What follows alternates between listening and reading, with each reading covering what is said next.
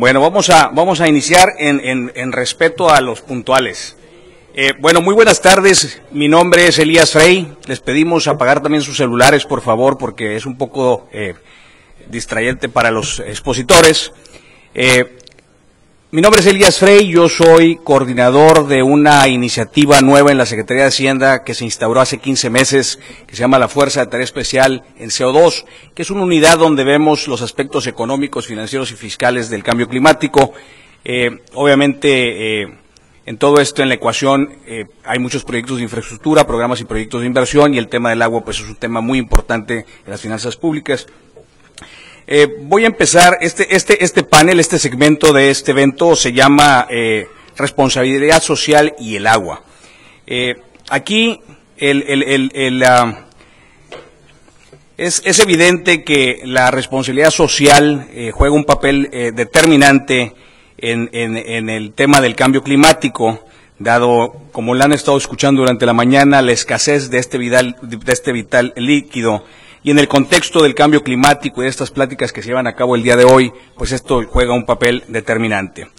Creo que es muy importante que mantengan en mente cuál es el objetivo de este segmento en particular, y también yo pediría a los ponentes que mantengan en mente el objetivo, porque pues el tema es muy vasto y aquí la idea sería salir casi con un tipo de planecito de acción sobre qué es lo que puede hacer el sector privado desde la óptica de la responsabilidad social en el tema del agua. El objetivo general de este panel es proveer o identificar aquellos principios, aquellos conceptos, aquellos ejemplos muy prácticos que pudieran motivar, enriquecer el debate y los esfuerzos que están llevando a cabo algunas compañías ya, pero también motivar a otras para reducir los impactos de cambio climático en el sector del agua. Hay 4 preguntas. La mecánica va a ser la siguiente. Cada uno de los panelistas va a tener la oportunidad de hacer una presentación o una exposición de 5 minutos. Posteriormente, posiblemente hagamos una pregunta general a todo el panel. Y yo sí quisiera abrir el espacio a la participación de ustedes, los participantes, porque yo creo que es la parte más rica de una conferencia como esta. Entre algunas, among some of the questions that you panelists are going to be or have been asked when you were invited to this event were, number 1, if each organization really behave ethically and responsibly with its own environment, will there be any need of social responsibility or a social responsibility department?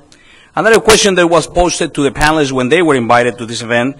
And by the way, I want to thank FEMSA and I want to thank ProMexico for inviting me, for inviting them, for getting us here together today. The other question was, when can a company say that it has done enough? Should it go beyond the minimum legal and social requirements? Question number 3 that I want you to keep you in mind, and also you at the audience, so you can try to pitch some questions from this perspective, is how can the process of generating comprehensive public policies in the water sector include all interest groups and not only favor a specific company or industry in particular? And the 4th question that was sent to them was, how can alliances among different social sectors break barriers and face the challenges of water sector in the context of climate change adaptation? And I would like to pitch you a 5th question that I think is very important to have in the environment of this specific seminar. Estamos hablando de responsabilidad social en el tema del cambio climático, en el tema del agua, porque hablar de ética resulta más incómodo? Es una pregunta que yo quisiera que también pudiéramos elaborar o hablar de ella. ¿Por qué todo esto? Why is all this very extremely important? Well, because it is critical to raise the political implications and social awareness of water. Climate change is already affecting and applying some extra pressures on water-related issues and will continue to manifest itself through rising sea levels, droughts, food shortages, ice cap melt, etc. Water, as has been said here all this morning, is a key priority for economic growth, for employment, for environmental sustainability, and even for political stability as well as for security of nations. Multi-stakeholders approaches have to be part of the solution. The multiple roles that we foresee or that have been thought about many organizations in this issue has to be that business can substantially contribute to tackling the water challenge with their many resources and skills.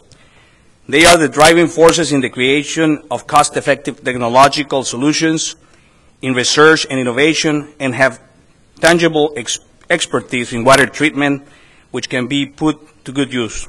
The private sector is willing to engage with government, or should be willing to engage in government like these successful companies or these companies that have been used as an example, to cooperation among the sectors between different actors, because this is essential in developing constructive and strategic global solutions. Other issues with the water world have to do with the political leadership and enabling frameworks that would allow this. The interconnectivity of water issues, water, energy, and food has been said here, water and bioenergy, climate change and variability in the weather, and obviously, one word that we're missing very constantly in these debates, whether it be climate change, whether it be water. In fact, on the climate change debate, sometimes we forget, where's the water? And the other one, where's social responsibility? Or should we go beyond and talk about ethics in climate change? I would like to give the word first to Dr. Vidal Garza Cantú. Dr. Vidal Garza Cantú, he is the director of the Fundación FEMSA. He has been running the initiatives of Fundación FEMSA since 2007, when this foundation was created, with very innovative ideas and programs and initiatives that have to do with sustainable development of water resources in terms of watershed conservation and access to the safe water in Mexico. And also they have an initiative in Central America, by the way. He's also a professor of public policy and economics at the GAP in the Tec de Monterrey since 1999.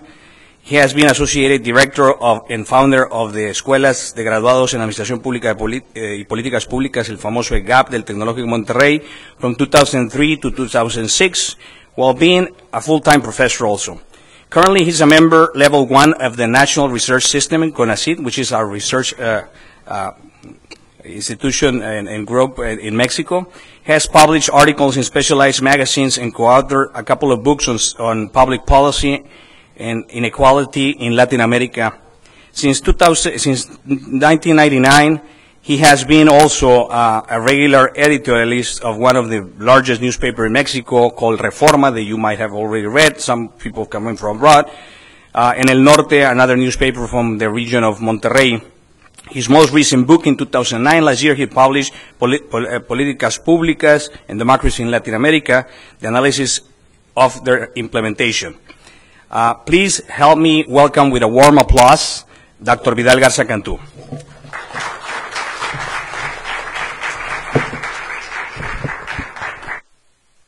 Thank you very much for ProMéxico and also everybody for coming today. I don't know if do it in English or Spanish is going to be interesting, but 5 minutes is going to be very tough to try to comply. So please do so, Elias. Well, as Elias was saying, I mean, this panel is really important. I mean, not only social responsibility is something very important, but I want to talk a little bit about what FEMSA Foundation is doing. FEMSA Foundation is the corporate foundation of the company FEMSA. We, as a company, just to give you a quick explanation, we attend every year 250 million people with our products and services. And we are the largest Coca-Cola bottler company in the world. And that comprises about 180,000 employees throughout Latin America. This company is a leading consumer company in Latin America, and because of that, and because our responsibility is beyond not only the operations of our companies, it's also, in terms of sustainability, is really important. This idea, I think, emanates the most important part about CSR in what we think. And I would like to add an important element. CSR is important only if it's effective, if it's really effective.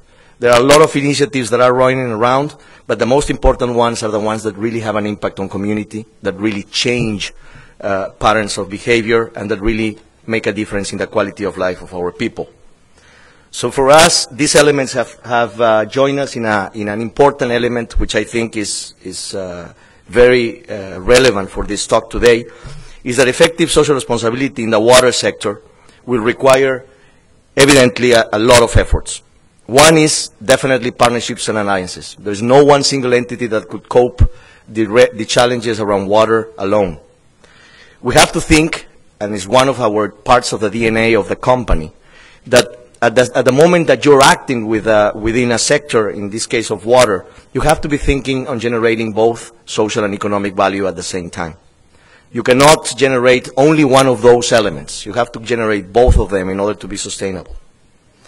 Another thing is important is as soon as you begin to think as an investment, you begin to eradicate the word philanthropy.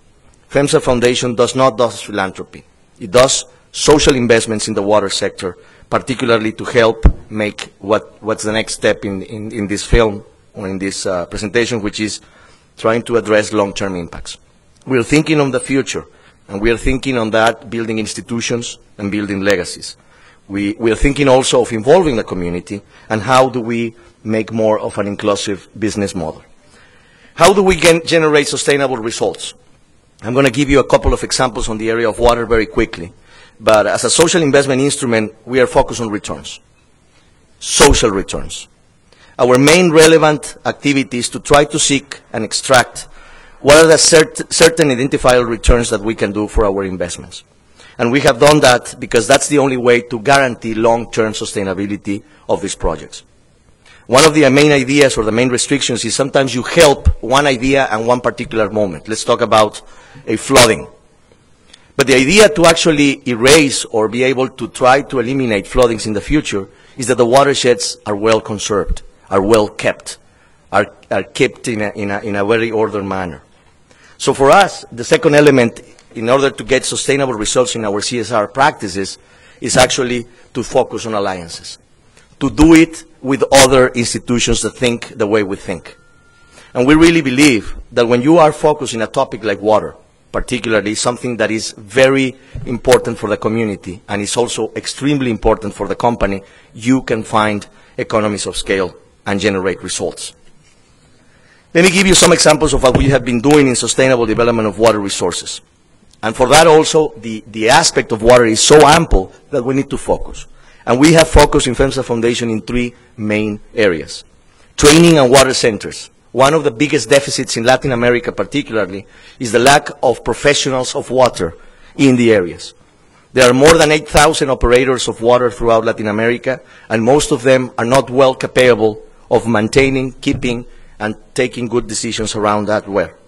What we did with that was we joined forces with the IDB and with Monterey Tech, and we built the Latin American Center for Water that is established in Monterrey, but it operates throughout Latin America. And this water center right now is providing solutions, training, investigations, and of course capacitation to all these operators throughout the region. With good results, we have also joined forces with IDB to promote best practices on water operators throughout the region. And we established last year the water prize for Latin America and the Caribbean. This prize has been given and is going to be given every year in order to promote training and capacitation to all these water resource operators throughout the region. Many countries have won that prize. Many operators have won that prize.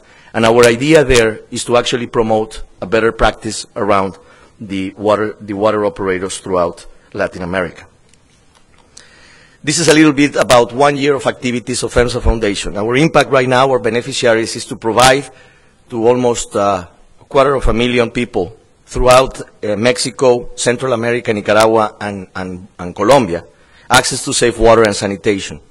And this has been done precisely because the alliance is important. We have done this with the state government of Chiapas, particularly in the case of Mexico, with the water authority in Nicaragua, and with two major states in Colombia. One is Antioquia, and the other one is Cundinamarca. Those states, with the operators inside them, have provided us the contributions necessary so that we can add our systems with that. This has been also possible because we have joined forces with technical activity with several companies, one present today here, Myox, from the United States, that has been able to produce potabilization units of the size of a pen that can be used for families, for people around 500 people, for 1,000 people, and that don't require electricity in some cases, but require very little maintenance. So one of the second problems that I wanted to stress in the sector of water throughout Latin America is the lack of water, potable water in the region. There are lots of communities of less than 1,000 to 2,000 people around the region that is basically economically impossible to get access of water to them. So what we've done in FEMSA Foundation is join forces with the technical capacity in alliances with the authorities, with the communities, and provided a solution that will give them water today, tomorrow, and the day after tomorrow for the whole year. That strategy in Mexico has proven right, and we think that we can do a more important amplification of that if we can join forces with more organizations. I think TNC, which is also present today, we're going to talk about another of the examples that we have built this. And I want to ask, or to answer a little bit of the question of Elias was posing, which is actually how do we make public policies around water? We do them with incentives, and we do it with alliances. And the way we have tried to do it is two examples that I just want to mention today. One is the alliance that was brought together with 20 international organizations in COP16, and that is going to be presented, was presented last week, but is going to be presented officially tomorrow, which is the elements of common denominator, I would call it, of the sector in Latin America, to be able to talk to the authorities, to the ministers in COP16, as what are the basic elements that need to be addressed in the discussion of water and climate change. We really think, as it was posed in the past 2 days, that water is the way in which climate change is going to be manifested or is going to be impacted communities. So if we join forces, the same amount of water that has been existing for eternity in the planet can be and will be available for everybody. The second initiative that I wanted to just talk a little bit and just mention it is the Alliance for Water Stewardship. This is a global effort that we have begun with TNC, Pacific Institute, and the World Wildlife Fund to actually promote worldwide the best practices or the best ideas around how to conserve and keep water. If we promote responsible use of fresh water through these socially and beneficially environmentally sustainable strategies like the Alliance for Water Stewardship, multi-stakeholders, multi-regional and cross-sectoral, it is possible to aim to reestablish global water certification, for example, in the future, as it has been done with forests. And then we can always be sure that whenever you have access to some production that requires water, which is basically all, it is going to be coming from a well-conserved watershed. This is really global public policy in the making, and I'm sure that Karine is going to talk a little bit more of that. Thank you.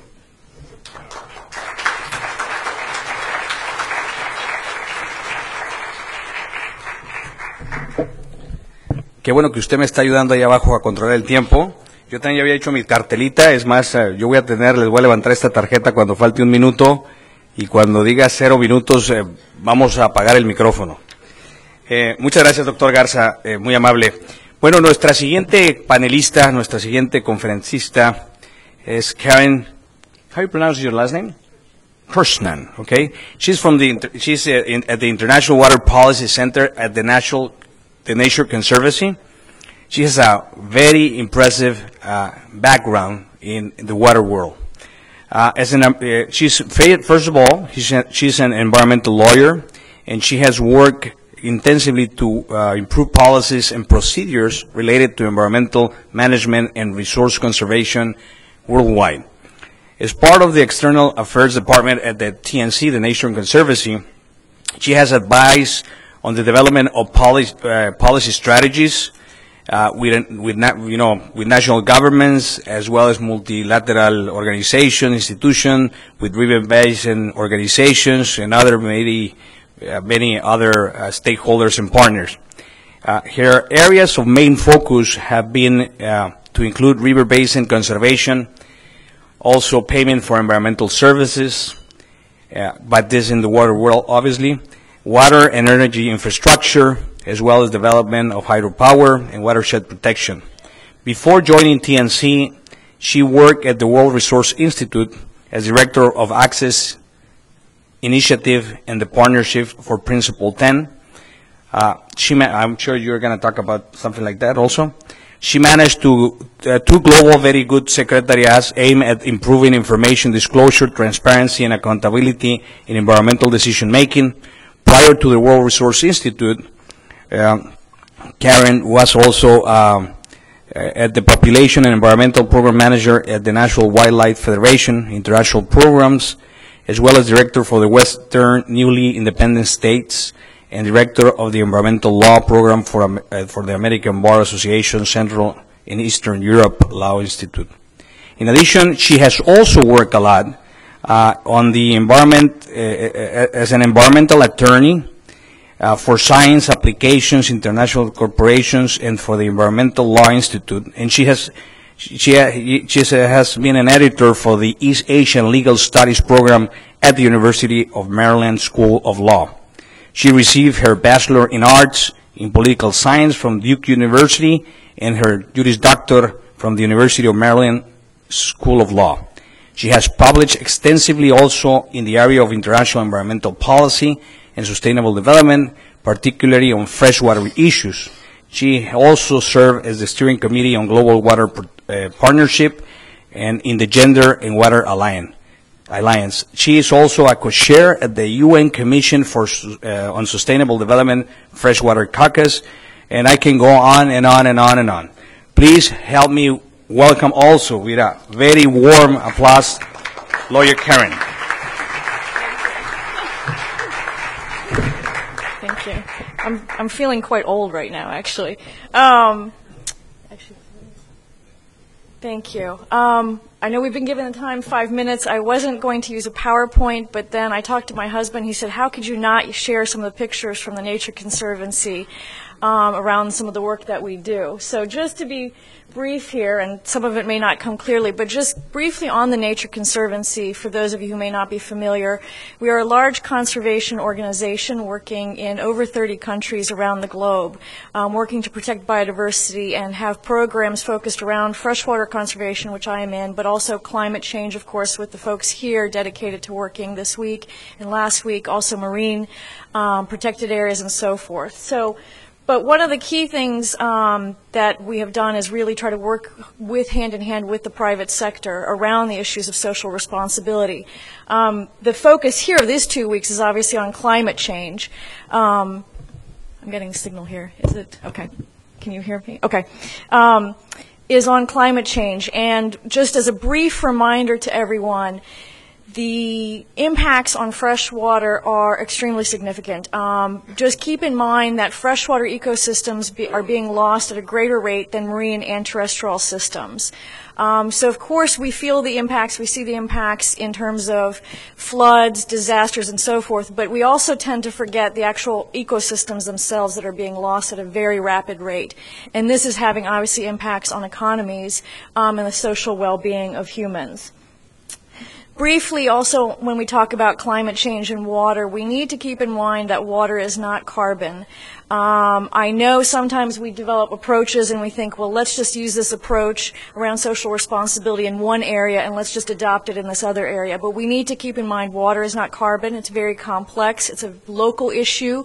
There are a lot of different interests invested in water issues, different private sector companies, government agencies, NGOs coming with different areas of expertise and interest.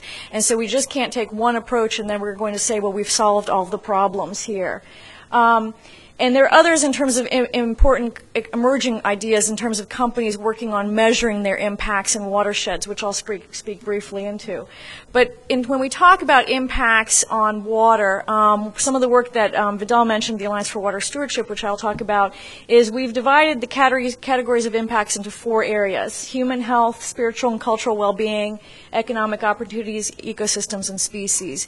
And each of these areas has its own vast set of issues that are extremely important in terms of the impacts of climate change on water and freshwater ecosystems. So when we think about impacts that companies are having, other entities are having on watersheds, we should think about the broad scale in these 4 areas of sectors. Vidal's already done a great job of talking about the Alliance for Water Stewardship, but one of the things, as I mentioned, since water is a complex issue, there's not one silver bullet solution.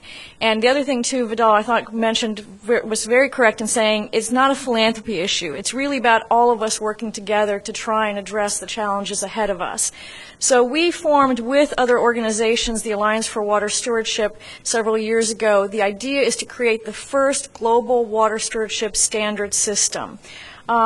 The idea being, of course, to address biodiversity impacts, economic impacts, and also social impacts. So it's really the 3 legs of the stool. If we go back to the original Rio Earth Summit, we really need to look at that when we're talking about social responsibility. Social responsibility is not just, writing a check to someone and that solves the problem. It's really trying to work together in alliances to get at these 3 legs of the stool.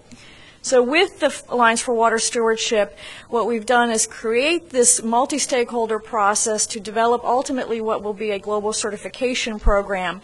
There are experiences already in certification as a tool to improve resource management in the forestry sector, in the marine sector, but what we came to learn is obviously there's nothing in the water sector. So why not join forces with companies, with utilities to create something that will set the standards for what is responsible water stewardship? Briefly, it's more complex than this. Happy to answer questions later, but what we're building is an organization that will house a set of global voluntary standards. The idea behind this is creating the international standards first. That is going to be taking the next few years. Also the branding, the verification process, and the governance. So this is all the pieces to come together for this entity. And it's working hand in hand with the private sector, with water utilities, with government agencies, and also with NGOs. We actually have been working with FEMSA here in Latin America to help start a regional process throughout Latin America and the Caribbean, which is hosted by the Water Center for Latin America and the Caribbean, and is really bringing stakeholders together to create ultimately this entity that will be a shared entity at a global stage. The other example in terms of where the private sector can come together and work in alliance with NGOs, with other companies, with water utilities, is the water fund model. The Nature Conservancy now 10 years ago helped start a water fund in Quito, Ecuador. And the idea with this water fund model is with Quito was you had a protected area system up in the upper watershed that was really the source of water for the residents of Quito. And to make sure there's that long-term sustainable supply of water for Quito, it involved coming together with the private sector, with utilities, with NGOs, and also with the local government to create a water fund. And the water fund mechanism is really aimed at protecting that upper watershed, making sure that there is a long-term supply of water, sustainable water. And that is, as again coming back to, it's not a philanthropy endeavor. It's really working hand in hand in alliance with the companies and with other entities entities. Also, apologize, a little hard to see here, but again, understanding that there are steps to these processes and working with companies, working with other entities, it's working hand in hand through each of these steps in creating a water fund. From identifying where a water fund makes sense to negotiating it, engaging with partners, and also setting up the monitoring so we can better learn what are the benefits of these mechanisms. A water fund structure, there is a board of directors and there is a secretariat. There are private companies that sit on the board of directors. They're very much engaged in looking at how the funding is spent in the upper watershed to ensure protection of that upper watershed. So it's the companies really, as again, it's not writing a check and just leaving the room and saying things will be solved. It's really working hand in hand on the board of directors of a trust fund or other types of mechanisms. Again, I apologize. I didn't see on the computer. This looked all very clear. Up here it doesn't. But briefly, this is 13 water funds that are under development or in operation. We are planning to help establish across Latin America and the Caribbean 32 water funds, and we're exploring how to export this idea to also Africa and other regions of the globe. Again, working with companies to create a mechanism to protect the upper watersheds to ensure a long-term sustainable supply of water. I will also briefly mention just as well, we have a partnership with Caterpillar that we formed the Great Rivers Partnership now 5 years ago. We just celebrated our 5-year anniversary. We're working with Ingram Barge Company as well in this, and the idea is to focus on integrated river basin management. A very difficult concept to make happen in practice, but what it involves is bringing the companies, bringing NGOs, governments all together to sit at the table together and say, how are we going to work together on these systems? And so that's one of the work is being done right now in the Mississippi River and also in the Yangtze River and also the Magdalena River in Colombia. Just briefly, I know I'm probably going to run out of time, but just to show a few pictures here in terms of the work with the Alliance for Water Stewardship. And when we say working with companies, this is actually, okay, I have 1 minute, so that should be hopefully last enough, but this is an asparagus farm in Peru. What's interesting about this case, and it's not to target a particular company, what's interesting about this case is that this asparagus that's coming out of this farm that goes globally to the world to provide us with our asparagus is actually certified in many ways through different agricultural certification schemes and so forth. But you can clearly see it's not sustainable when it comes from a water supply and long-term watershed system. The groundwater in here is basically collapsing. I can't even remember now the rate in terms of the groundwater tables collapsing. And the idea here is that we can work with the private sector to say, okay, we need economies, we need sustainable livelihoods. How can we do this together to ensure that, but also make sure that we're protecting our watersheds and the health of our hydrological systems? Thank you very much.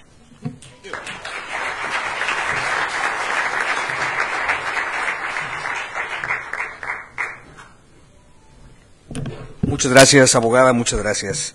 Bueno, nuestro siguiente panelista es el doctor David Barton Bray. Él es profesor del Departamento de Medio Ambiente de la Florida International University. Él lleva mucho tiempo haciendo investigación sobre el manejo forestal comunitario en México y en América Central. Por cierto, le recomiendo un libro que no aparece aquí en el currículum y que es el que más me gusta, David, que se llama Desarrollo Comunitario Forestal en México, e inclusive es un libro que para muchos de nosotros, por lo menos para mí, cuando conocí este libro de su presentación en el Banco Mundial hace como 5 años, pues fue una tremenda sorpresa saber que México tiene casos tremendamente exitosos de manejo de bosques comunitarios, de los cuales inclusive la famosa iniciativa RED, que es de los building blocks que pudieran pasar en estos días aquí en esta COP16, se está beneficiando con las experiencias mexicanas. Él tiene mucho tiempo investigando, como decía, en el tema forestal en México y en el mundo. Fue presidente y profesor asociado en el Departamento de Estudios Ambientales de FIU y presidente también asociado del 2008 al 2010. El profesor Bray fue director asociado también y profesor visitante en el Centro Auxiliar Roger Tailler en la Casa de Estudios Latinoamericanos en la Universidad de Tulane, Francia. Ha sido representante de la Fundación Interamericana, en donde trabajó en países tales como Paraguay, Argentina, Uruguay y obviamente aquí en nuestro país, en México. Fue miembro de la Dirección de Ecosistemas Tropicales y del Hombre del gobierno en los Estados Unidos, y del Programa de la Biosfera. Desde el año 97, durante los últimos 13 años, Él ha ha recibido importante financiación para las investigaciones o para los proyectos de investigación que él lidera, principalmente de fundaciones tan prestigiadas como la Fulbright, la Fundación Ford, la Fundación Hewlett, la Fundación Tinker y de la Agencia de los Estados Unidos para el Desarrollo Internacional, la famosa USAID. También ha sido consultor para la Fundación MacArthur, para la Fundación Ford, para Fish and Wildlife Science de Estados Unidos y del Centro de Investigación Forestal Internacional. Es David también el editor principal del libro que les decía ahorita, los bosques comunitarios en México. Ha sido también editorialista del New York Times, del Miami Herald. En fin, ha sido invitado a dar presentaciones como estas en diferentes partes del mundo, tanto del Banco Mundial, de las Secretarías de Medio Ambiente, de la Universidad de Yale, entre otras. Él tiene su doctorado por la Universidad de Brown, donde lo obtuvo en el 83, en antropología, y también tiene una maestría en antropología de la Universidad de Brown, así como una licenciatura en antropología también en la Universidad de Missouri. Así como nos hemos topado con muchos economistas duros, aquí encontramos un hardcore antropólogo, y ustedes dirán, bueno, ¿por qué a este señor que es americano lo presentó en inglés y a la señora la presentó en español y a la señora la presentó en inglés? Bueno, porque David, aparte, como se podrán dar cuenta, no sé si vas a hacer tu presentación en español o en inglés, habla un perfecto español. Por favor, démosle una cálida bienvenida a David.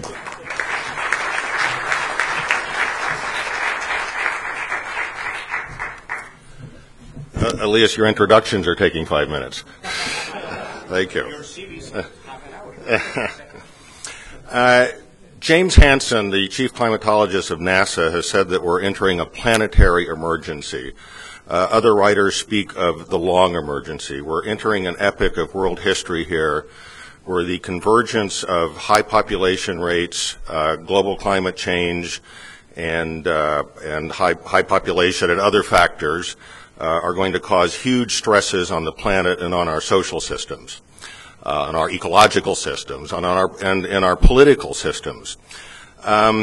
It hasn't been mentioned here yet, the concept of the triple bottom line, but it's evident in several of the presentations, including the presentation by Vidal. The triple bottom line is a concept that suggests that companies should not only have in mind profits. The triple bottom line is sometimes referred to as people, planet, and profits. That is, that the private sector can no longer just be concerned with profits, that it also has to be concerned with ecology and its social impacts as an enterprise. I would just like to suggest something that goes beyond the triple bottom line even, that as we face this planetary emergency with impacts on water being just one of the components, but the component of which we're most concerned here, and that is that facing this planetary emergency is going to require robust actors from all sectors of society. It's going to require robust, committed, profitable private sector. It's going to require robust, committed, active actors in civil society, such as TNC at a national level in the U.S. and at international level. But it's also going to require robust, strong government actors. This crisis that we are facing is not something that the private sector can deal with on its own. It's not something that civil society can deal with the private sector. It's also going to require strong, centralized governments that have the capacity to act in these multi-stakeholder alliances. And I say this because, and I'm sure this is not true of any of the private sector representatives here on this panel, but those of you from the United States are well aware that there's very strong political pressures in the United States now to try to reduce the size of government, to take away the tax base of government, and these tendencies have always been historically present, but they're stronger now in the United States than they have been for a long time. They're strong and present in many other countries of the world. And I think so corporate social responsibility goes beyond even the triple bottom line, and that is accepting the need, particularly in this historical period, for strong governmental presence as well. And that, businesses always want lower taxes, of course. Businesses always want less regulation. But we are entering a historical period where, part of the social responsibility is paying taxes, accepting regulations, and I think most businesses will say that, they understand the need for regulations, but it has to be a level playing field. That all businesses have, and this is, of course, with on the issue of carbon, which is not our issue here. This is what the private sector will say at once is common standards for carbon emissions, which we're far from getting. This is just to say that part of corporate social responsibility is supporting the need for strong central governments as well. So that's just my point number one. Point number two, more specifically on water, and I'd be interested in hearing what Vidal and Karen have to say specifically. In Mexico, the Mexican government since 2003 or so has had what is considered to be one of the global models, payment for HIFAR. So it is not a market-based program, even though payment for environmental services always talk about trying to move the market to the private sector to paying for these services. And it's my understanding that it has been difficult for the government to get the private sector fully on board in paying for the hydrological services. There's currently a new model called the Fondos Concurrentes, which I understand at a regional level is trying to set up mechanisms where the government will match funds from the private sector to support communities in the upland areas that are conserving forests, that are generating the clean water that is used by downstream users of all kinds and downstream industries. I work in particular with communities right now in the Sierra Norte of Oaxaca, parts of which are in the Papaloapan River Basin. It's a very extensive river basin, and there's important private sector actors in the city of Tuxtepec. It's my understanding, while that there's been some, I would say, corporate philanthropy, not triple bottom line, directed towards communities in the upper watershed of the Papaloapan River, including communities. I work with one group of 6 communities who have together in the common property regime that occurs in rural Mexico, are holding own 32,000 hectares of forest, 80% of which, around 27,000 hectares, they have declared as community conserved areas certified by Mexico's Protected Areas Commission, Protected Areas Committee. Their challenge is, how do they get, they're very poor, marginalized communities. They're making a bet on conservation, but they're hoping that the world will pay them for that conservation. Right now, they are getting some payments from the Hydrological Services Program, but they're very modest. And so their challenge is who will continue to pay them for being virtuous about their forest. One of the major subjects here in COP16 has to do with reduction of emissions from degradation of deforestation of forests, but there's many communities in the world that are already conserving their forests, that have what I would call post-RED landscapes, what landscapes will look like when RED is successful everywhere.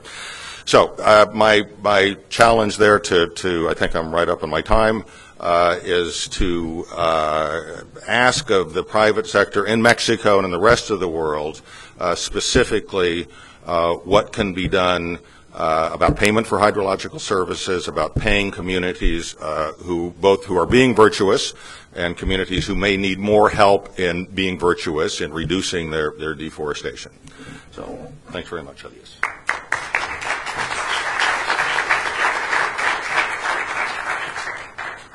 Tratar de sintetizar los currículos no es nada fácil.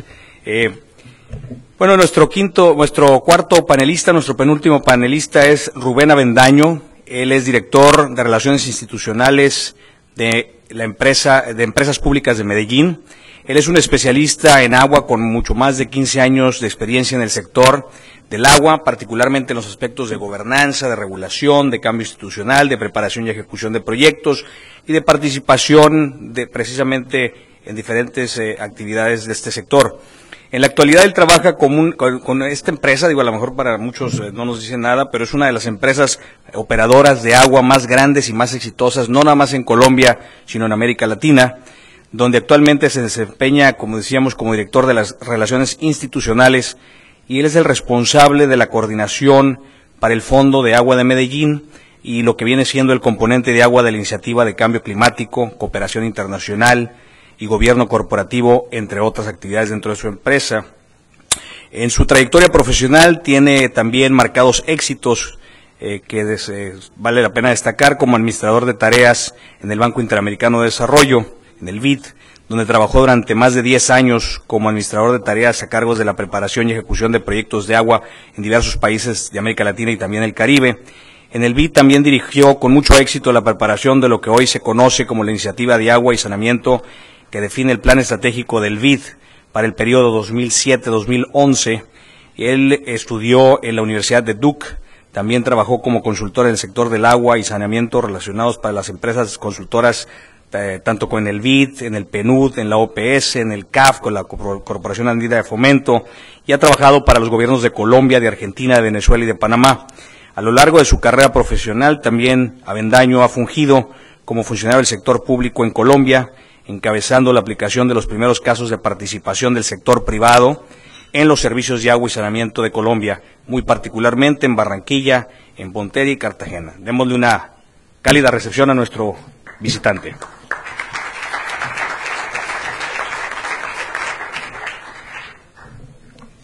Bueno, muchas gracias. Creo que yo quería hacer trampa con mi presentación porque pensaba que mi hoja de vida era mucho más corta que la de mis predecesores, pero veo que no. No sé si teníamos una presentación en PowerPoint para mostrarla. Pero en esencia lo que quiero hacer es, desde la perspectiva de una empresa local, municipal, como somos nosotros en EPM en Colombia, cómo hemos abordado el tema de responsabilidad social empresarial, bajo una premisa o varias premisas muy importantes. Una, nosotros somos hace 55 años una empresa pública municipal, o sea, nosotros no somos del sector privado. Mucha gente por el desempeño que tiene la empresa nos confunde con una empresa del sector privado, pero en realidad hemos venido siendo desde hace 55 años poseídos por nuestro único dueño, que es el municipio de Medellín. ¿Por qué hago esa reflexión inicial? Porque es muy importante para muchas personas. Aparentemente el sector público por definición entiende la responsabilidad social empresarial. De hecho, yo me he hecho muchas veces esa pregunta de recién comencé a trabajar en EPM. ¿Por qué si yo hago agua y energía, por qué me hablan tanto de responsabilidad social empresarial? Y creo que lo que voy a hacer es básicamente hacer un recorrido de cómo hemos llegado desde EPM al tema de responsabilidad social empresarial y cómo se enmarca lo que hacemos en recursos hídricos con este tema. Voy a referirme muy brevemente a dos puntos. El grupo EPM, quiénes somos, para que ustedes tengan una idea de quién está hablando. Y segundo, nuestro modelo de negocio, porque creo que lo más importante detrás de esto es el modelo de negocio que hemos adoptado nosotros. El grupo EPM, como les decía, comenzó como una empresa municipal. Hoy somos un grupo empresarial de mucha importancia en Colombia, por lo menos. Somos el segundo grupo con cerca de 12.8 millones de dólares en activos. Nuestro turnover es como de cerca de 4.000 millones de dólares al año en ventas. Generamos más de 15.000 empleos directos y 2.000 indirectos. Y arrancamos por ahí. Nuestro negocio fundamentalmente proviene del agua. En energía generamos el 59% de esos ingresos que aparecen ahí. En telecomunicaciones tenemos un segmento importante, nos genera el 27%. En aguas, lo que conocemos directamente el negocio de agua, es decir, agua potable y alcantarillado, solamente es el 8%. Y gas natural distribuido tenemos el 4%. Esto es lo que es hoy el grupo EPM, en esencia 3 líneas de negocio: en energía, generación, transmisión y distribución; en aguas, acueducto y alcantarillado; y las telecomunicaciones. Los dibujitos, los logos que aparecen abajo son nuestras empresas filiales. La última que acabamos de adquirir es la empresa Energía de Guatemala, la mayor distribuidora de energía de Guatemala. La compramos hace un par de semanas. Y ese es lo que es el negocio EPM, el grupo EPM en Colombia. Tenemos operación no solamente en Colombia, como es nuestro origen, sino también en Panamá y, como les decía recientemente, en Guatemala. Pero lo importante a lo que quiero hacer énfasis es nuestro modelo de negocio. Tener y ser responsable socialmente no es una decisión de un día para otro, es parte de la estructura del modelo de negocio y así lo entendemos nosotros. Como en cualquier negocio, nosotros tenemos un énfasis en finanzas, en clientes, en mercado, en operaciones, y ustedes lo vieron en los paneles anteriores, cómo cada una de las empresas aborda el tema de responsabilidad empresarial, nosotros también. Pero para nosotros lo más importante, fundamental, es que para nosotros la razón de ser es la generación de valor para nuestros grupos de interés. Ese es nuestro propósito fundamental en la empresa. A través de una estrategia que sí, es la de crecimiento. O sea, no nos interesa ser filántropos por definición, vamos a verlo cómo lo entendemos más adelante. Nuestro propósito empresarial entonces es la sostenibilidad. Y eso lo manifestamos directamente vía nuestra política de responsabilidad empresarial y el gobierno corporativo. ¿Por qué es tan importante eso? Y voy a hablar de las definiciones porque, como decía nuestro moderador, queremos entender lo fundamental. Lo fundamental para nosotros es la sostenibilidad. ¿Qué entendemos por sostenibilidad? Porque mucha gente entiende cosas muy diferentes. Es la búsqueda del equilibrio entre las condiciones económicas, sociales y ambientales, favoreciendo la permanencia y el desarrollo de la empresa en una relación que sea de mutuo beneficio para la sociedad. Eso es lo que nosotros entendemos en el grupo EPM como sostenibilidad. Y derivado de esa definición, nuestro compromiso, nuestra definición de responsabilidad empresarial es simplemente el compromiso de origen obligatorio y voluntario que asumimos en nuestra relación con nuestros grupos de interés, conservando como objetivo la sostenibilidad. Por lo tanto, la responsabilidad empresarial es transversal a todas nuestras actuaciones. No es que porque está de moda el cambio climático, porque está de moda o como estuvo de moda el medio ambiente, ahora vamos a montar algo que se llame así. Esto es transversal a las actuaciones de la empresa y es lo que hacemos en toda la empresa, en todas las áreas de la empresa. Lo importante aquí, y por qué dice la gente, por qué ustedes hablan de lo obligatorio, yo creo que es bien importante para nosotros en Latinoamérica hablar de lo obligatorio, porque hay muchas empresas que no cumplen la ley. Hay mucha gente que se viola los principios elementales del derecho a nivel local, a nivel nacional, y eso es, hay que decirlo, tenemos que cumplir la ley, eso es parte de nuestro compromiso.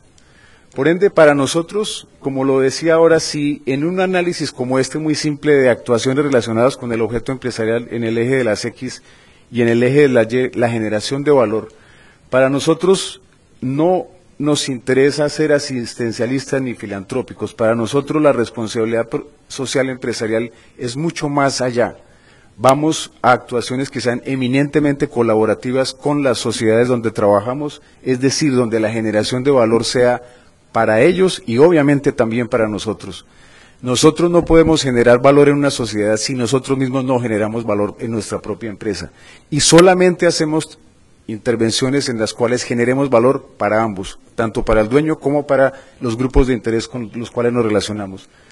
El gobierno corporativo para nosotros es vital porque de eso depende que podamos hacer claridad en cómo generamos valor para nuestro dueño. Nuestro dueño, como les decía, es el municipio de Medellín y, como explicaba mi compañero Víctor Herrera hace un momento en una presentación anterior, nosotros le estamos generando al municipio de Medellín el 30% de sus ingresos, o sea que somos negocio para él. Y para nosotros la responsabilidad empresarial, si la pudiéramos graficar de alguna manera, la vemos de esta manera. Si tenemos arriba grupos de interés, dueño, proveedores de financiación, servidores, proveedores y clientes, de cierta manera nosotros entendemos el gobierno corporativo como la simbiosis con la responsabilidad social y eso es lo que entendemos nosotros como responsabilidad empresarial. Para nosotros es muy importante entonces que entendamos que hay dos grupos de intereses muy importantes. Uno, de aquellos quienes aportan capital, que en este caso es nuestro dueño, y los grupos de interés que aportan capital. Lo que hace la responsabilidad social empresarial es básicamente equilibrar esos intereses junto con el gobierno corporativo y por eso es parte de nuestro modelo. Pero en la práctica, y ya para concluir, eso ¿a dónde nos lleva? Porque es lo importante en esto. Nosotros, y quiero ser muy claro, somos muy humildes de lo que hemos logrado. No somos tan ambiciosos en los resultados o en mostrar nuestros resultados. Hasta ahora estamos tratando de aprender, de hecho para nosotros es muy importante eventos como este en el cual estamos aprendiendo de otras experiencias. Pero básicamente, ¿cómo se traduce en la realidad todo esto? En concreto, en nuestros proyectos fortalecemos las relaciones con las comunidades, protegiendo la diversidad biológica. Con nuestros clientes directamente a través de programas para facilitar el acceso a la gente que no puede tener acceso por razones económicas. Con el medio ambiente a través de estrategias de mitigación del cambio climático. Y aquí quiero hacer referencia a dos socios que están en la mesa. Uno es Vidal y el otro es Karin de Nature Conservancy, porque con ellos estamos trabajando, como ellos lo decían, en alianza con ellos para lograr cosas de mayor impacto. Estamos justamente en este momento en el diseño del proceso de lo que va a ser el Fondo de Agua para Medellín, muy parecido a lo que Karen nos acaba de comentar en otras partes del mundo. Y con FEMSA estamos trabajando también en varias iniciativas en las cuales creemos que tenemos simbiosis o sinergias, como se dice, entre las dos entidades. Y finalmente, con un compromiso muy claro de parte de la empresa para buscar programas de reducción de pérdidas de agua y estrategias técnicas y comerciales asociadas a este propósito. Además de trabajar, como lo decíamos, con FEMSA en entregar soluciones tecnológicas adecuadas para comunidades rurales en Colombia. Muchas gracias.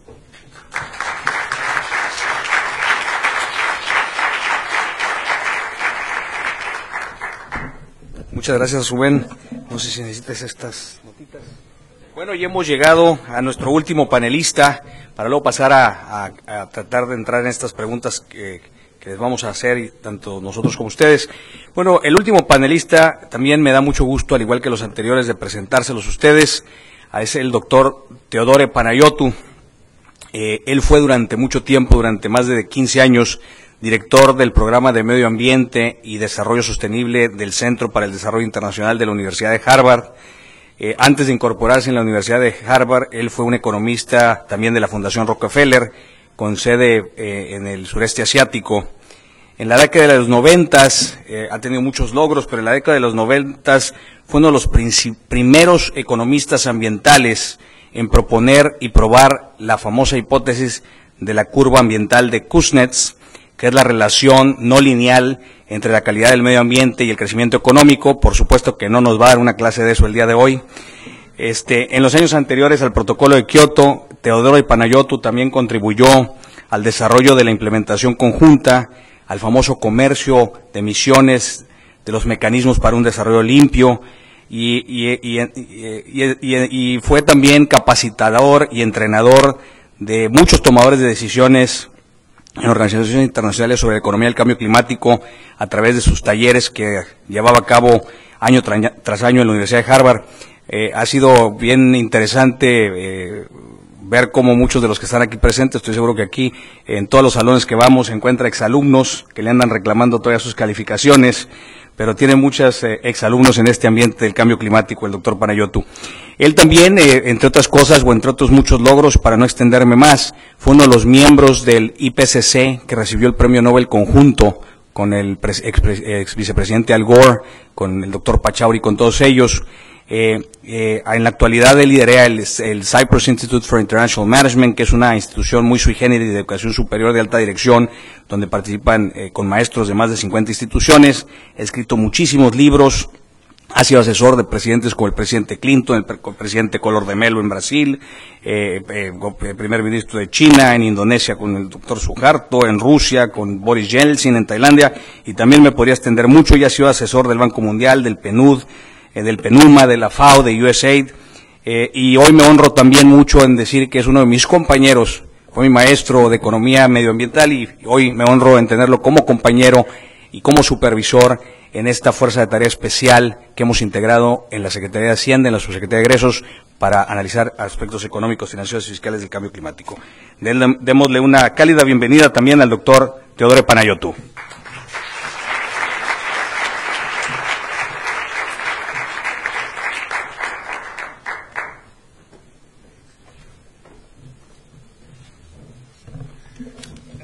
If you want to fail in anything, ask Elias Freyk to introduce you. He makes expectations so high that you cannot possibly meet. From my colleagues here, colleague panelists, you have heard all the great things they are doing, and they're doing them on the ground, they're doing them in practice, and they do work. But as they say, if you show to an economist something that works in practice, he asks, but does it work in theory? Now I will show you that it works in theory too. Okay, so first of all, let me say that I am, when I go to up there in the moon, I get depressed.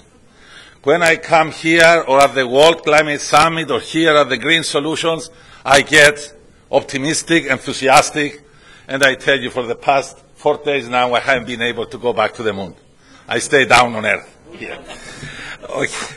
I think that we came a long way from where we were several years ago. I remember in Rio we tried to get the industry interested in these issues. And now I see the industry being in the forefront. In fact, it is obvious that we have several reversals today, and this point was made yesterday also by Mr. Cayo at the conference there at the World Climate Summit. Cayo he was here as well yesterday, the CEO of Deutsche Bank. He said we have several reversals. In the past, it was the governments who are leading, right? And trying to get the business along. Now business is leading and trying to pull the governments along. In the past, used to be then big developed countries that were in Europe and America saying we have to do something about the climate. Now it's actually big emerging economies like Mexico, like China, like India, and others who are saying, let's do something about the environment. In the past, it used to be, until Copenhagen was top down, now it's bottom up, and so on. So this is a breath of fresh air. So I will congratulate all my colleague panelists, and particularly the 3 groups, FEMSA and TNC, and also EPM for all the good work they are doing. Now, let me say that, in my understanding, corporate social responsibility means, first of all, start at home. Charity starts at home, if you call it charity, although I would like to speak more about the strategic corporate social responsibility. And by starting at home, I mean this. And I don't say these companies don't do it. I am sure they're doing it, but I want to put it into a frame.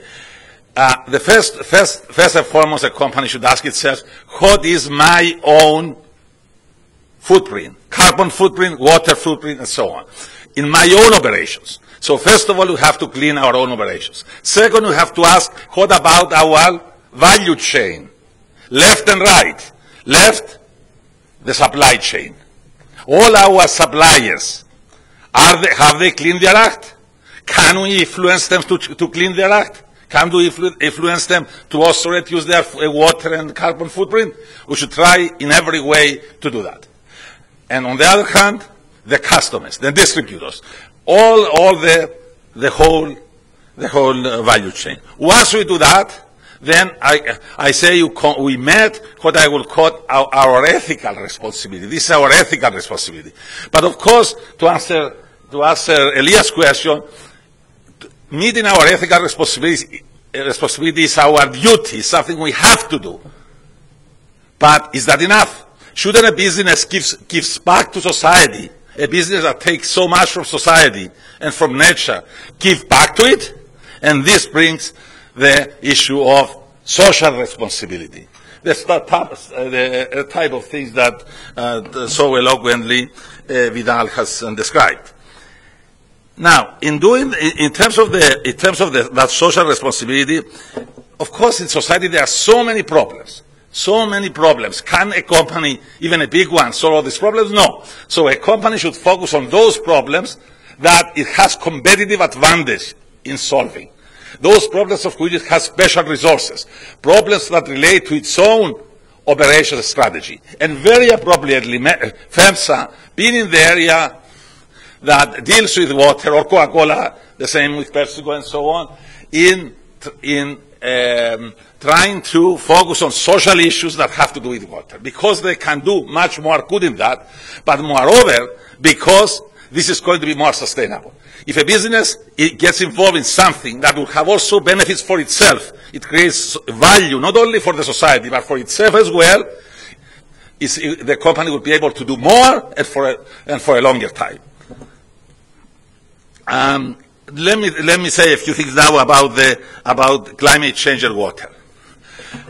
The problem with water, climate change, is going to be more serious than any other sector, for one simple reason.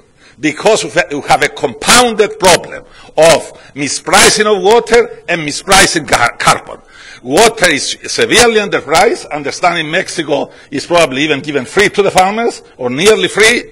So unpricing of water and unpricing of carbon is compounding the problem. It's the multiplicative effect of the two. So this is why climate change, we will have problems with water, by the way, even without climate change. If you don't price water properly, a scarce resource, you are going to have problems in terms of, and unfortunately, policies around the world focus on the supply side. You have scarcity of water, you have shortage, you build more dams, you build more desalination plants, but we don't focus on the demand side. We need to manage the demand side. Get more efficient technologies, more efficient policies, and pricing of water. You would tell me, and I heard before being said that in Mexico, if we reduce the water that goes to the farmers by 10%, then we can increase the water that goes to the cities and to the citizens of the municipalities by 50%. All sounds good, but what about the question? What is this? Taking from the poor to give to the rich, someone would say? Taking from the farmers who are the poorest sector of society and giving to the wealthy people in the cities?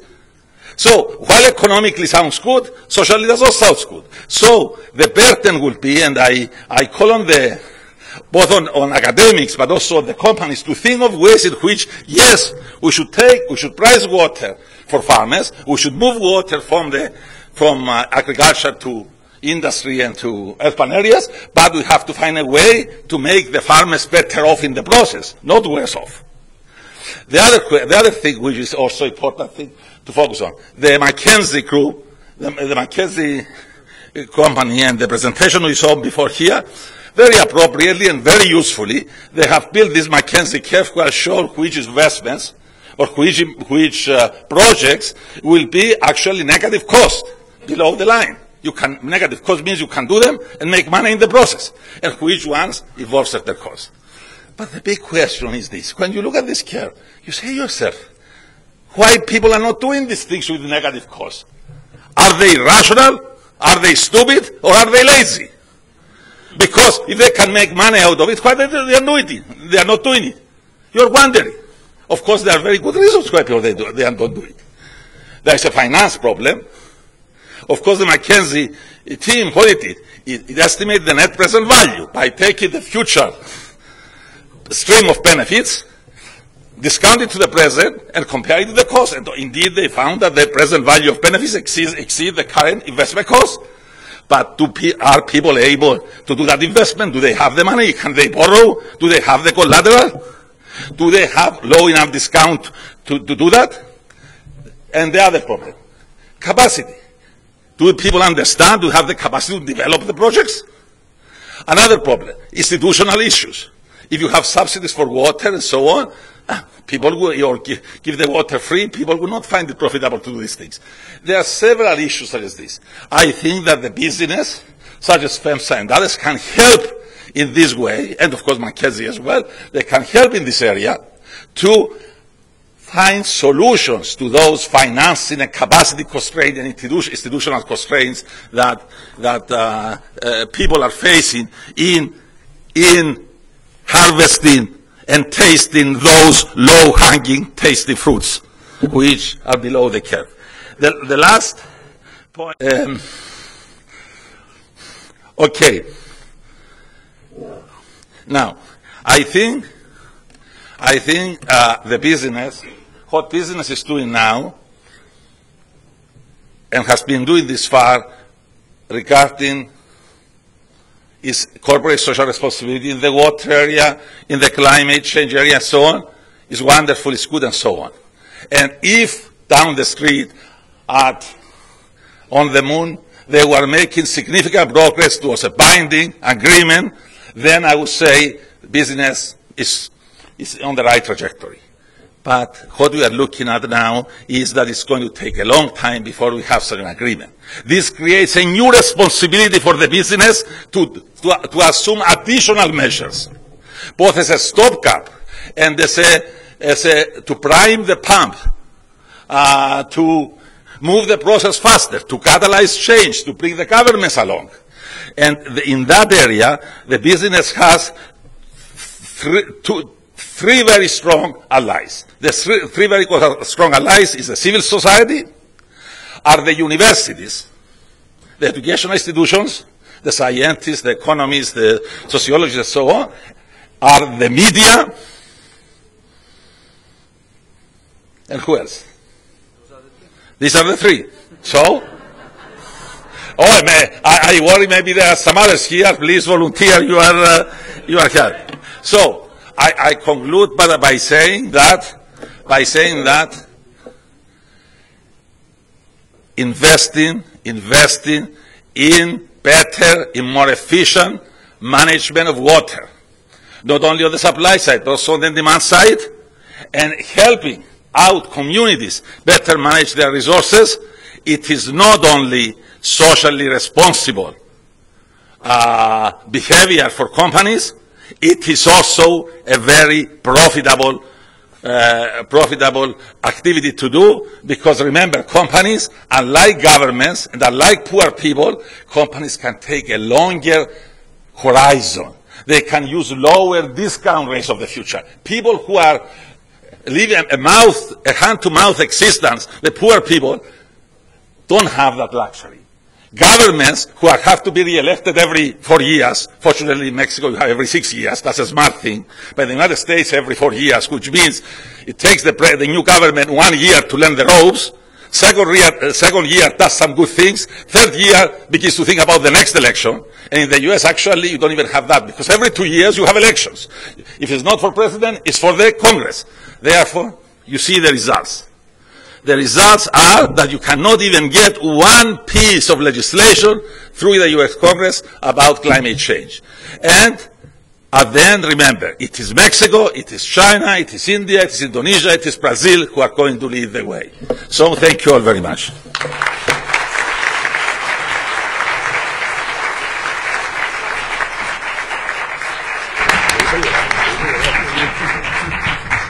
Thank you very much, Theo. Well, we're running a little bit behind, but I think it's very important that at least we give a couple of minutes to the panelists to answer a couple of questions. I'm gonna, from the 5 questions I already made, I'm gonna ask you to one and give 1 minute, on the first one, and then I'm gonna open at least for a question or two from the floor. First question, I would like each of you to, in a 1 minute nutshell, give us your first thought on first question. How can I give my right to the audience. Me too. Me too. Yes. Okay. Well, then we open. I'm a very democratic and very tolerable moderator. So as you can see, those 5 minutes were like 7, 9, 11, or 12. Okay. Where's the mic? ¿Dónde está un micrófono? ¿Quién quisiera hacer una pregunta? Sitio, they think they're going to give them like a 20-minute answer, so they don't want to ask. A ver, acá está una pregunta. ¿Se puede identificar nada más, por favor? Y si es para el panel o si es para alguna persona en particular.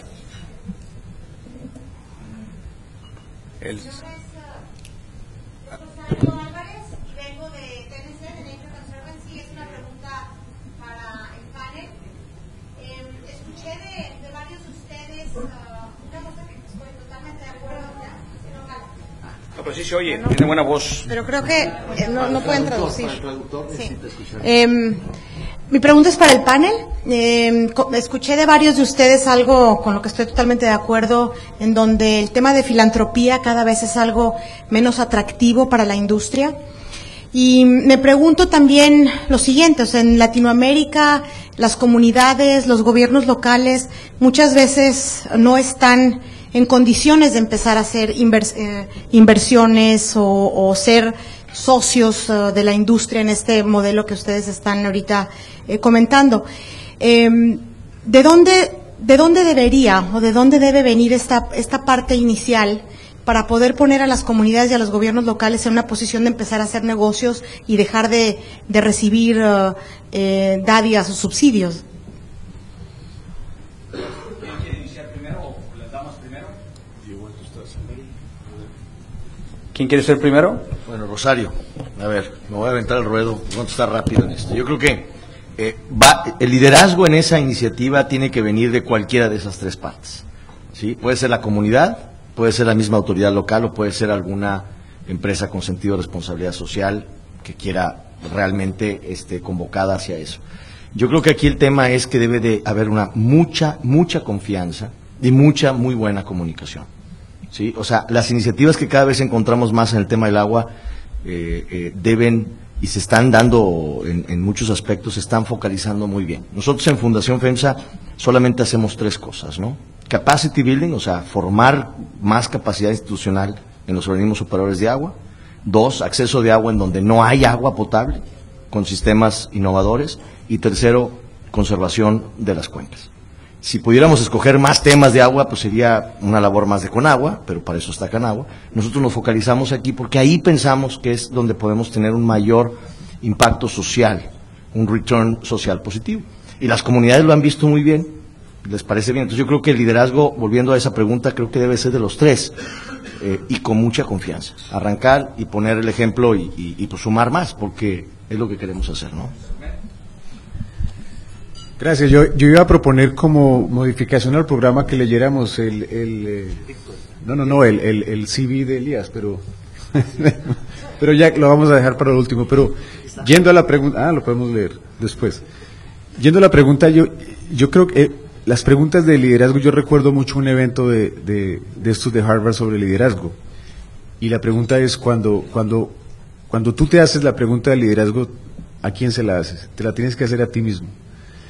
Y yo creo que en este tema, desde la perspectiva de lo que estamos haciendo hoy aquí, en una empresa como la que yo trabajo, nos hemos resuelto la pregunta de esa manera.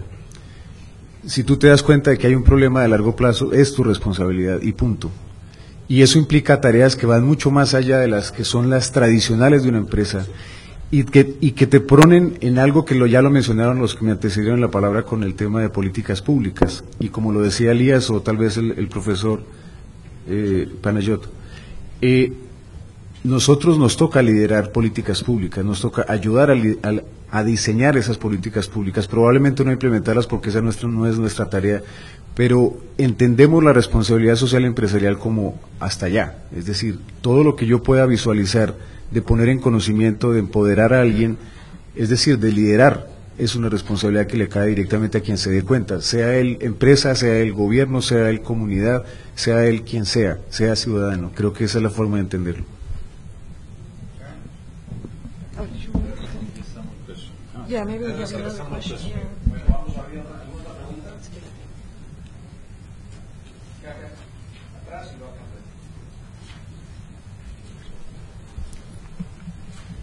Hola, buenas tardes. Fernando Aguirre.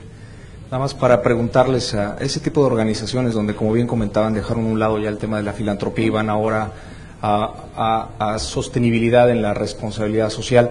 ¿Cómo miden la rentabilidad social, la rentabilidad ambiental, la rentabilidad financiera de una manera objetiva? ¿Cómo le quitan la subjetividad pensando que la bolsa es limitada?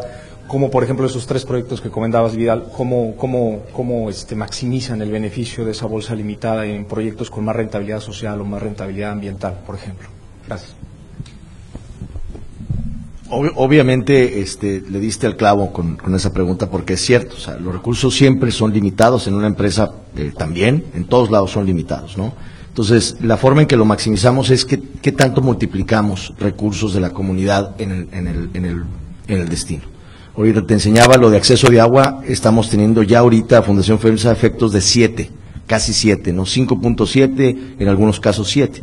Eso significa que por cada peso que pone Fundación FEMSA, está consiguiendo 5.7 de la comunidad, de las autoridades o de otras organizaciones en la misma causa. Y para mí ese es el primer impacto. El segundo impacto lo viví en Colombia, precisamente cuando el alcalde de Argelia, hablábamos de todos los beneficios que tenía la planta potabilizadora para 15,000 personas que pusimos ahí en el poblado en Antioquia, que fue lo que fue, sí, en Argelia, en Antioquia. y decía, se les olvidó lo más importante. Todo esto nos va a ayudar a un pueblo olvidado durante 15 años, que no tenía agua potable, a pensar en el desarrollo, pero se les olvidó lo más importante, nos va a traer paz. Y yo no me había imaginado el impacto de dar agua potable en una comunidad que había estado tomada por la guerrilla durante mucho tiempo y que ahora podía pensar en su futuro en orden y en paz, ¿no? Y bueno, pues eso a mí me impactó mucho, ¿no? Entonces ahorita llegarle a 250,000 de personas, cuando sabemos que el reto de acceso de agua potable en América Latina pues es de casi 70 millones de personas, pues ahí vamos. O sea, nos va a faltar mucho, pero es un sueño que vamos a ir caminando despacito, ¿no? Gracias. Ok, otra pregunta aquí enfrente. Y luego aquí atrás el caballero de la camisa blanca. Sí, Juan Carlos Valencia, de la Comisión Nacional del Agua. Es para el doctor la pregunta. ¿Cómo romper este círculo vicioso? El último ponente. ¿Cómo romper este círculo vicioso en el diseño de políticas públicas? En México, la agricultura ocupa el 78% del agua que tenemos concesionada, la agricultura. La agricultura en México genera el 3.6% del Producto Interno Bruto solamente y ocupa el 13% de la población económicamente activa. La industria, por el contrario, ocupa menos del 10%, el 6 o 7% del agua que se tiene concesionada, genera el 80% del Producto Interno Bruto, bueno, genera una proporción mucho mayor, etcétera. Sin embargo, todavía a la hora de diseñar las políticas públicas no hemos encontrado ese mecanismo para poder reasignar estos volúmenes hacia usos más productivos. El campo en México ha sido motivo primero ha sido motivo de revoluciones en nuestro país. Entendemos la racionalidad económica de destinar el agua a ciertos usos o a otros, pero en el diseño de la política pública hay una componente social que no necesariamente nos ha permitido decidir lo más adecuado o lo más correcto para el uso de nuestros recursos naturales. ¿Cómo podemos romper esa visión? Carlos.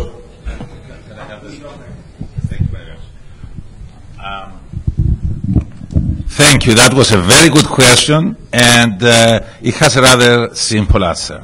And the answer is, we should not try to bribe the farmers with cheap water because we cannot think more creative ways of helping them increase their incomes.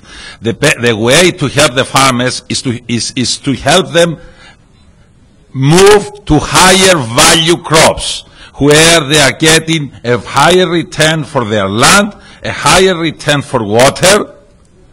There are, for example, Mexico is very close to some very large urban centers in the United States, but also in Latin America and so on, which these centers are starving for organic products, starving for fruits, vegetables, flowers, things that are high-value crops.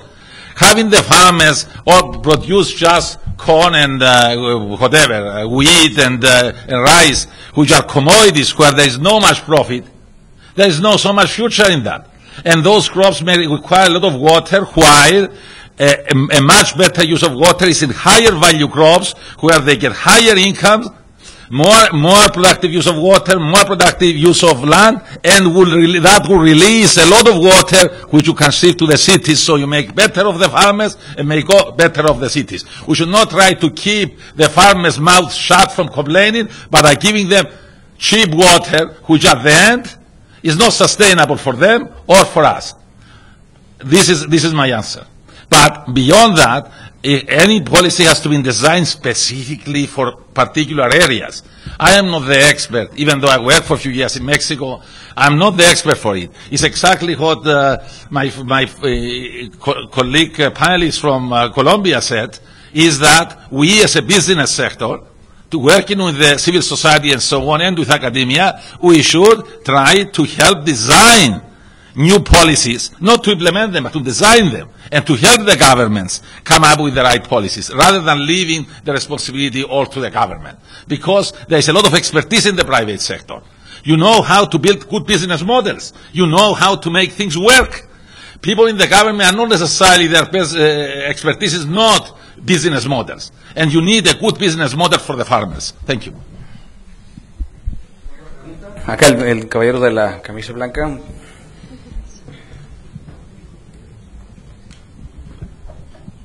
Sí, Jaime Aramburo de Colombia.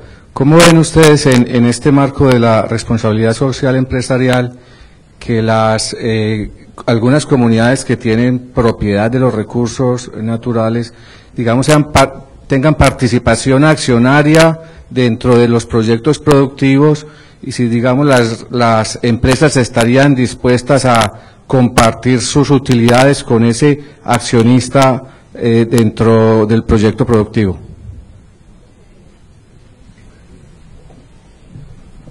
¿Esa pregunta para quién es, perdón?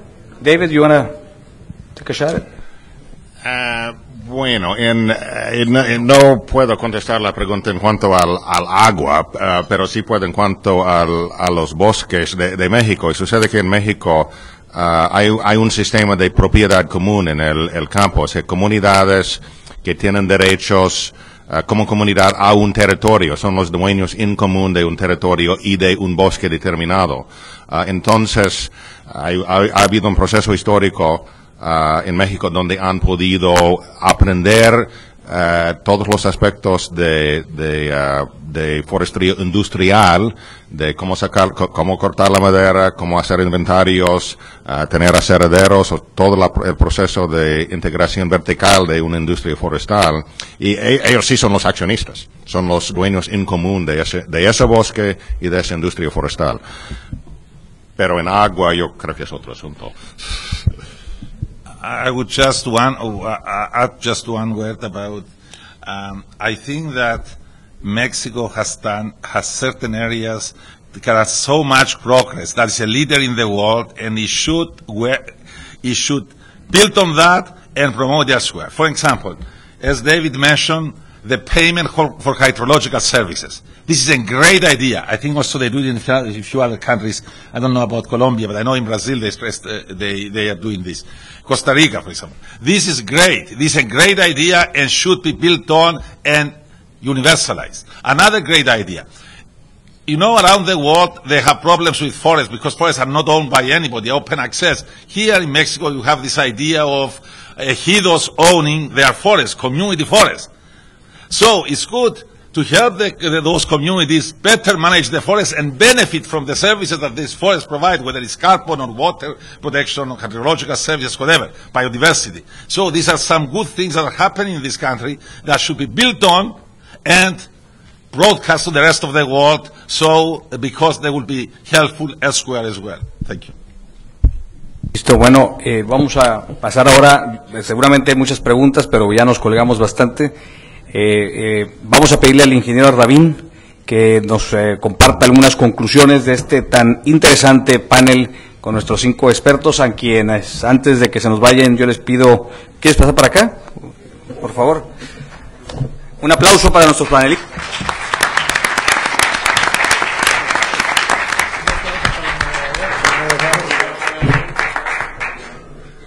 Bueno, un aplauso también para el moderador, por favor.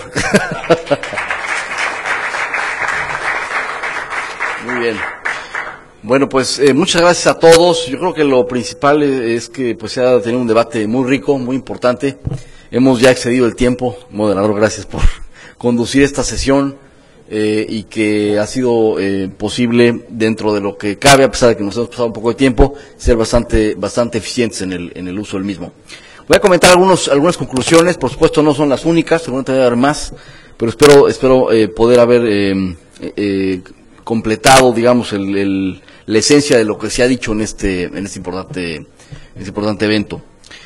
Bien, retomando las presentaciones desde el principio, uno de los puntos más importantes que se ha comentado es la necesidad de incentivar la investigación y el desarrollo de tecnología innovadora, como lo han hecho algunos países, como es el caso de los países nórdicos, y ahí se reconoce que la iniciativa privada conoce la tecnología, conoce el know-how de su utilización, y esto incluye el buen uso del agua, por supuesto, y de la energía, que produce menos emisiones, y es fundamental que se comparta este know-how y esta tecnología hacia el gobierno, usuarios y demás partes interesadas en este debate. En segundo lugar, se ha hablado del tema de la importancia de fortalecer el marco regulatorio de los servicios de agua potable, drenaje y saneamiento. Y esto incluye la rendición de cuentas, que no está generalizada, la claridad en los esquemas contractuales y la transferencia de riesgo, que en su caso permiten la contratación del sector privado, la medición de indicadores para mejorar el desempeño, indicadores de eficiencia, como es el caso de la dotación, cuántos litros por habitante al día se utilizan, cuánta agua no está contabilizada, cuál es la eficiencia física, la eficiencia comercial, que permitan evidentemente pues un uso más eficiente y un uso más racional del recurso, de un recurso escaso y que tenemos que cuidar más en un contexto de cambio climático. El otro tema es la promoción de políticas públicas integrales de gestión del agua. Es decir, esto es desde las fuentes de agua, que deben ser sostenibles, hasta el uso eficiente y su reuso posterior. Esta cadena, que es una cadena integral, debe ser considerada en las políticas públicas y no nada más la política de agua potable, la política del campo, la política de saneamiento. Es una política integral. El otro aspecto fundamental que se ha tocado es que el cambio climático debe ser analizado holísticamente, no sectorialmente, sino holísticamente, porque claro, las interrelaciones del cambio climático con los ecosistemas, con el agua, como un elemento fundamental, pues son importantes de verlas en su conjunto, no de manera aislada. Otra de las conclusiones que podría destacar es la importancia de la política pública orientada a la demanda y no la oferta de agua. Sí, el tema de la demanda es un asunto fundamental y cuando hay recursos escasos, indispensable atender la demanda, no el suministro. Y hemos visto también en las gráficas de McKinsey cómo las principales acciones que son rentables desde el punto de vista del costo son las de mejorar el uso del agua, mejorar la eficiencia del agua en el caso urbano, mejorar la eficiencia del agua en el caso de la irrigación, y esto fundamentalmente pues, tiene que ver con la demanda.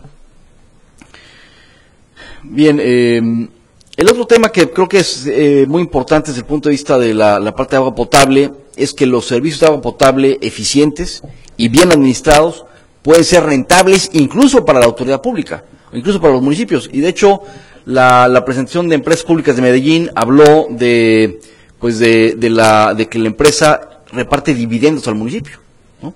Anualmente. Entonces, esto implica que un buen sistema no solamente no es una carga para el municipio, puede ser rentable. Y esto es una cosa fundamental para lo que se refiere a la inversión, ¿sí? Al fortalecimiento de las capacidades, a la mejora tecnológica, etcétera. Si hay dividendos, puede haber reinversión y puede haber crecimiento.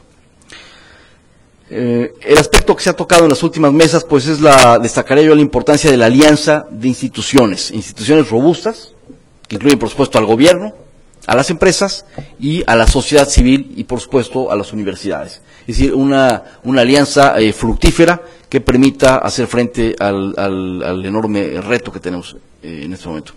Y finalmente se tocó el aspecto que yo diría, lo manejaría como revisar el aspecto tarifario, para evitar las distorsiones económicas que implica no cobrar o cobrar muy poco por un recurso escaso. Evidentemente, eso de no cobrar o cobrar una cantidad mínima por un recurso escaso es contrario a cualquier lógica económica. Y en ese sentido me parece muy rescatable y muy importante el que se revise desde el punto de vista de la política pública cómo se debe de cobrar el uso del agua, según sea por supuesto el uso, según sea la situación específica. Tampoco se trata de eliminar los subsidios, yo creo que es un tema muy importante, pero no se vale que en aras de un uso socialmente que pretende beneficiar el uso social, se cobren tarifas que son totalmente irreales, que distorsionan el mercado y que por supuesto hacen o dan la apariencia de que el recurso no es escaso, porque lo que va a ocurrir en ese caso pues es que entonces el recurso se consuma de manera irracional y a la vuelta de la esquina tengamos que invertir mucho más dinero para poder recuperar el recurso que hemos perdido. Pues bien, estas eran las conclusiones que pongo a su consideración. Por supuesto puede haber muchas más, pero bueno, el poco tiempo que tuvimos para poder resumir, pues eso fue lo que sacamos. Y quiero nuevamente reiterar mi agradecimiento a todo el panel de Green Solutions, dentro del cual nos incorporamos para tener esta discusión que ha sido muy rica.